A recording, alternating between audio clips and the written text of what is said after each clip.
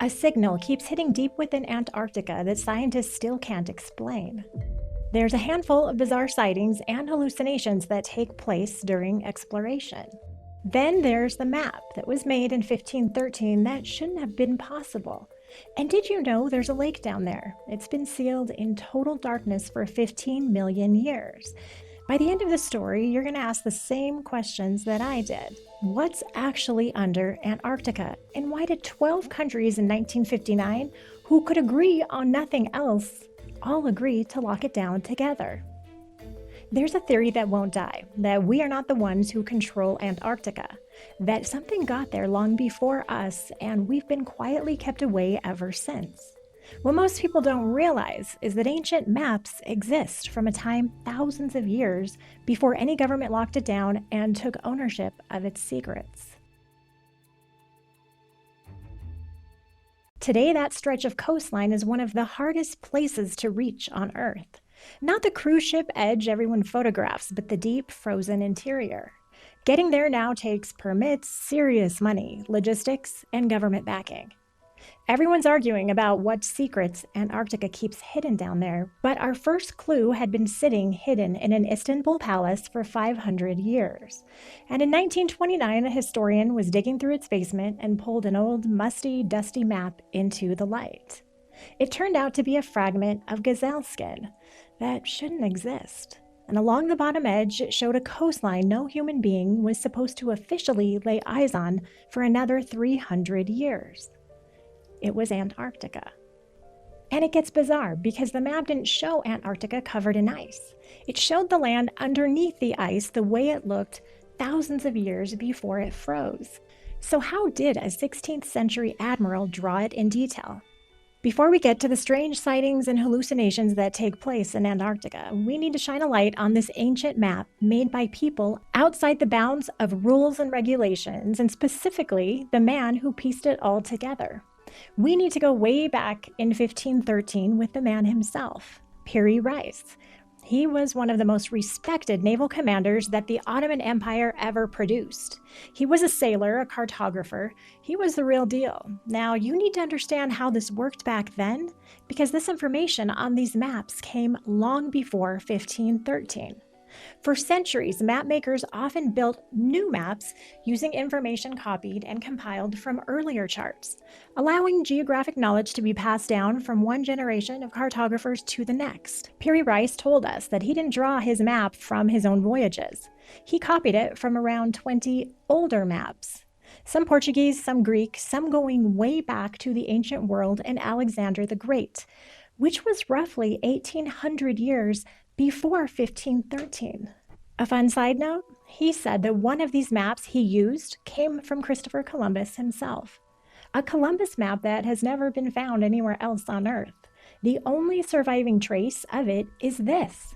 Then, the Piri Reis map vanished. It sat forgotten and lost in that cold, dark palace basement for about 400 years before anyone realized it was even there. And what the bottom of that map was actually showing, only about a third of the map even survived, but that third was enough to start an argument that hasn't stopped since. The easy part, everyone agreed on. The coastline of South America is shockingly accurate, better than it had any business being in 1513. It was the bottom of the map that nobody could explain. Along the bottom, the map shows a long stretch of land curving off to the east. And in the 1600s, after the treaty was signed, a professor named Charles Hapgood, a respected academic, looked at that coastline with his students and came to a conclusion that got him laughed out of certain rooms and worshipped in others. He said it was Antarctica. Now here's why they say that's impossible. Antarctica wasn't officially discovered until 1820, 3 centuries after this map was drawn. Nobody was supposed to know it was there at this time. But Hapgood went further. He said this map didn't just show Antarctica. It showed the shape of the bare rock coastline underneath the ice sheet, land that's been buried under miles of ice for thousands of years. He even pointed to a region called Queen Maud Land and lined it up against a 1949 seismic survey that mapped the ground under the ice. But a U.S. Air Force cartographer who studied it reportedly backed Hapgood up. He said the southern coast looked genuinely accurate. So Hapgood asked the only question that logically fit. What if Piri Reis did copy this from a source map that was thousands of years old? A map made by some civilization that sailed and charted the whole planet, including Antarctica, back when it was still green. Before the ice, millions of years ago, this continent was covered in forests, vegetation, and ecosystems that existed long before the ice sheet swallowed it. And once you start pulling that thread, it gets harder to put down, because the Piri Reis map isn't the only time humanity seems to have known about this land.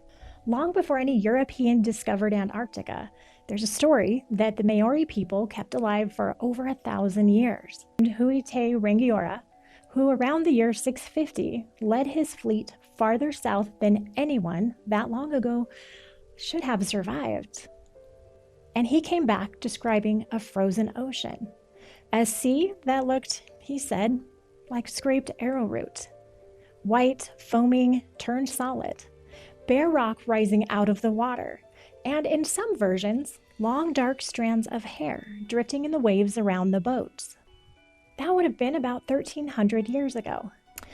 And that's where this story gets strange. Okay, here's where it stops being about ancient history. Everything I just told you is about the past. A 500-year-old map, a 1,000-year-old legend, easy to wave off. But for centuries, people explored Antarctica far more freely than anyone is able to now. And some of them came back changed. During the Imperial Trans-Antarctic Expedition of 1914 to 1917, after Ernest Shackleton's ship, named the Endurance, became trapped and was eventually crushed by ice, the following incident occurred in May 1916 during their desperate final stage of the rescue. Ernest Shackleton and his two companions each became convinced, separately, without telling each other, that a fourth person was walking beside them the entire way. But there were only 3 of them in that desperate 36-hour trek. Their trek took them across the glaciers and mountains of South Georgia. They were exhausted, starving, and fighting for survival. Shackleton became convinced there weren't 3 men making that journey. There were 4. And when they finally reached safety, he discovered the other 2 men had believed that too. Later, Shackleton wrote about it in his 1919 book, South. During that long and racking march of 36 hours over the unnamed mountains and glaciers of South Georgia, it seemed to me often that we were 4, not 3. Afterward, Shackleton, clearly disturbed by this incident, would only say that there are some things that can never be spoken of. People have felt watched at the bottom of the world for as long as they've been going there. And then, in 1959, the rules changed. And now, a total of 58 nations have signed something called the Antarctic Treaty. On paper, it's beautiful. No military, no mining, no nuclear testing. The whole continent set aside for peaceful science.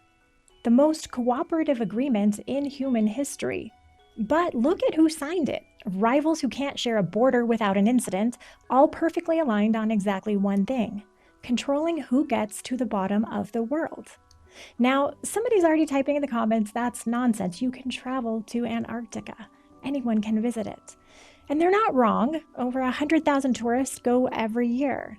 But here's what almost nobody notices. About 98% of them only ever see the same thin sliver of coastline, the one nearest South America, the edge, the lobby. The rest of the continent, the interior, the deep ice, the places drawn on this map, you don't get near without a government program or a private fortune. Roughly, only 1,000 people a year make it in, out of 8 billion. So it's not that Antarctica is closed. The treaty doesn't technically forbid us from going there. It's that you're allowed to see the doormat and never the house.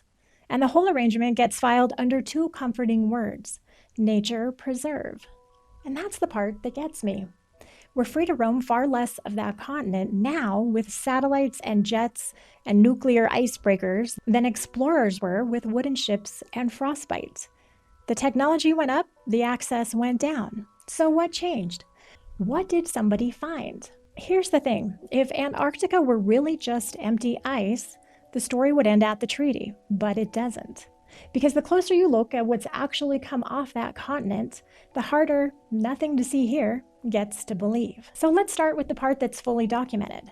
In 1947, the US Navy sends almost 5,000 men, 13 ships, and an aircraft carrier to Antarctica, a battle fleet, to explore. They called it Operation High Jump. It was meant to take about 6 months. They pulled out in 8 weeks. And when the commander, Admiral Byrd, came home, he gave an interview warning that America needed to defend itself against craft that could fly from pole to pole at incredible speed. The official line is he was talking about Soviet planes. It's just a strange thing to sell an aircraft carrier to the bottom of the world to say. And this is where the UFO story enters Antarctica.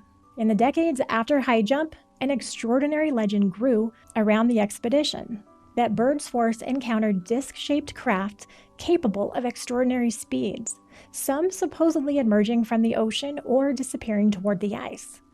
There's no accessible military record proving that encounter happened, but Byrd's very real warning about aircraft crossing the polar regions has left a lot of room for speculation. Let's quickly hit the hottest Reddit topics. There's the Antarctic Pyramid, the doorway, and the alien face. Satellite images started circulating of something rising out of Antarctica's Ellsworth Mountains, steep sides, a pointed summit. From above, it looks disturbingly familiar. An ancient pyramid? And because we know Antarctica really was once a green continent, the internet did what the internet does. Ancient civilization, Atlantis, or something even older. Geologists say it's a natural mountain peak, carved into that remarkably symmetrical shape by erosion and glaciers. But when you've already got a 500-year-old map supposedly showing Antarctica before the ice, you can understand why people keep looking twice. Then in 2024, people searching satellite imagery noticed something else. Embedded into the Antarctic ice appeared to be an enormous doorway, perfectly dark inside, with what looked like an opening leading directly beneath the surface. A secret base? Entrance to something underground? Scientists eventually looked at it and gave us a considerably less exciting answer. A grounded iceberg that had become trapped and was melting in place. Except this wasn't the first supposed entrance people had found while searching Antarctica from space. Next up, Google Earth imagery around 72 degrees south, 168 degrees east, went viral because the landscape appears to form an enormous, alien-like face in the Antarctic terrain.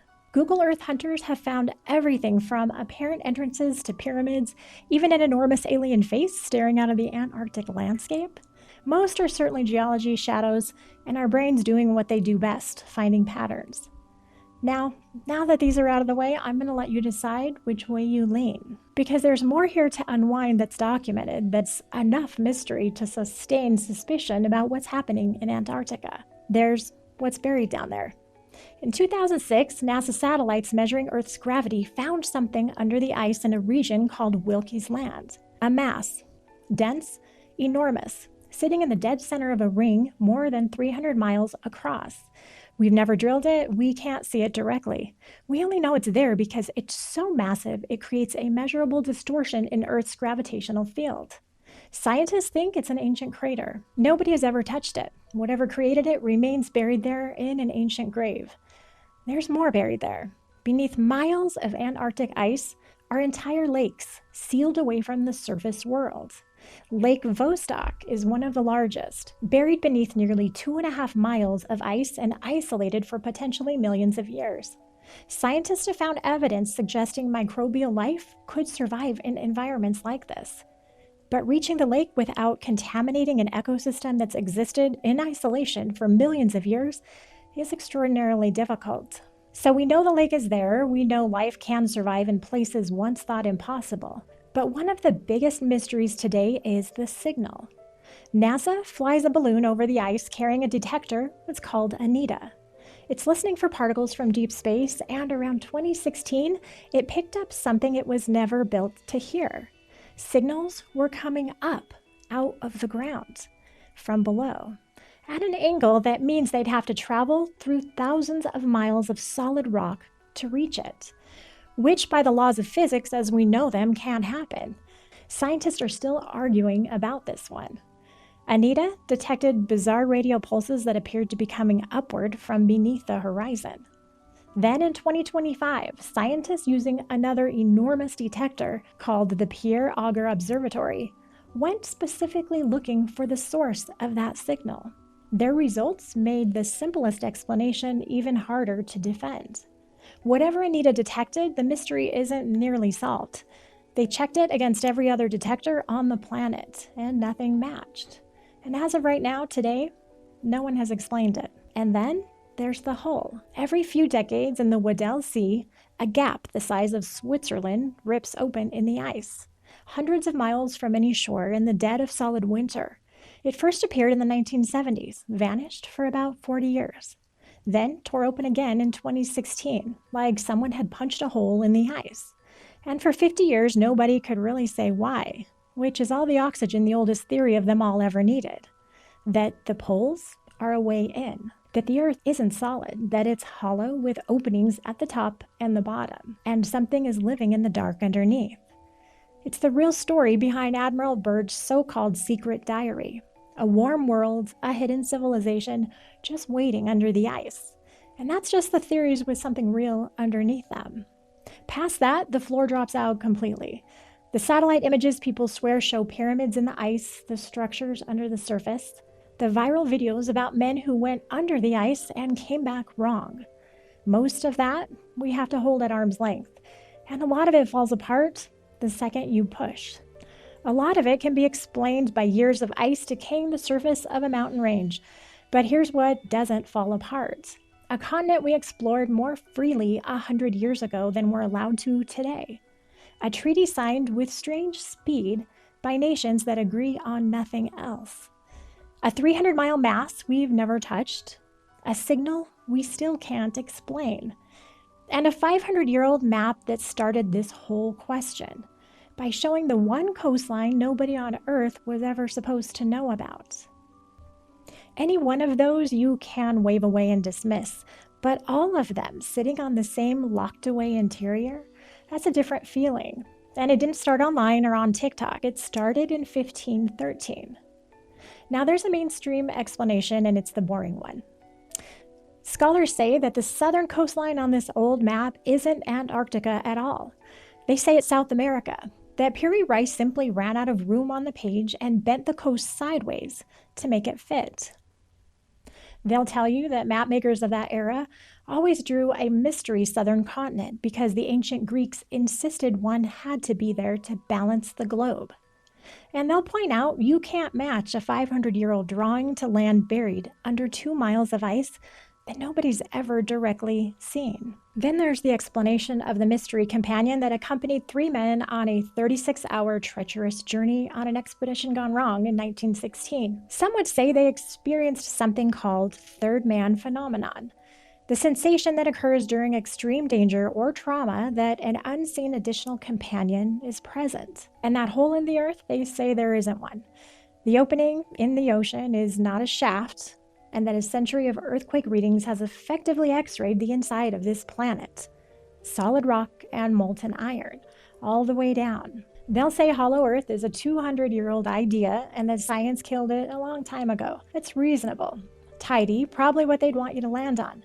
But here's what that explanation never quite kills: the accuracy, the lost Columbus source, the detail on a coast that, by every official record, no living person had ever charted.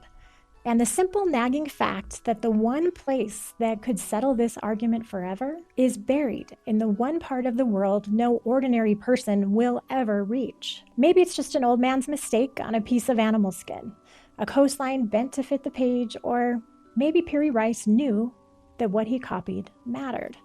And it was something far older than he even understood. A memory of a world before the ice, drawn by people we've forgotten we ever were. We may never know, because the proof is frozen at the bottom of the world, behind a treaty, under 2 miles of ice, in the one place almost nobody will ever be allowed to reach. What do I think?